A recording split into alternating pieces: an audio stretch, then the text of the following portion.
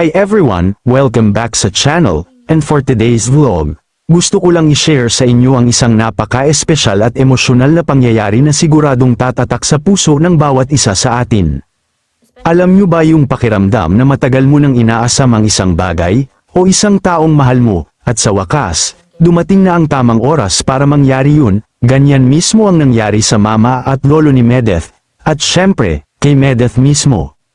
Matagal nang hindi nagkikita ang lolo ni Medeth at ang mama niya, ilang dekada rin siguro ang lumipas mula noong huli silang nagkasama. Sa mga ganitong sitwasyon, alam nating hindi madali, lalo na kung may layo ng lugar na tulad ng probinsya ng Leyte, kung saan naninirahan ang lolo ni Medeth. Matagal nang pinapangarap ng mama ni Medeth na muling makita ang kanyang ama, isang simpleng hiling lang sana, pero sa iba't ibang rason, naudlot ito ng paulit-ulit, hanggang sa parang nawalan na ng pag-asa. At si Medeth, lumaki siyang hindi pa man lang nakikita sa personal ang kanyang lolo, isang malaking parte ng pamilya, pero parang pangarap lang. Pero heto na nga, finally, natuloy na ang plano, matapos ang ilang taon ng pangarap, balak, at naudlot na pagkakataon, nakauwi na rin si Medeth, at hindi lang siya basta nakauwi, bit-bit niya ang matagal ng hiling ng kanyang ina, ang muling pagkikita nila ng lolo niya.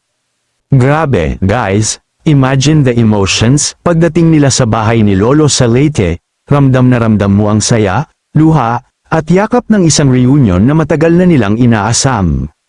Alam nyo, napakagandang paalala nito sa ating lahat, habang buhay pa ang ating mga mahal sa buhay, gawin na natin ang lahat para makasama sila, hindi natin alam kung hanggang kailan sila sa mundo, kaya kung may pagkakataon tayong mag-reach out, bumisita, o iparamdam ang pagmamahal natin, gawin natin ngayon.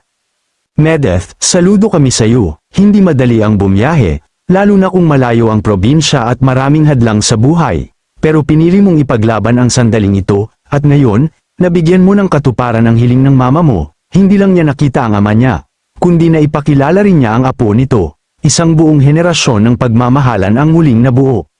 Sa lahat ng nanunood, sana maging inspirasyon sa inyo ang kwentong ito, huwag nating hintayin ang huli bago tayo kumilos. Mahalin natin ang ating pamilya habang may pagkakataon pa.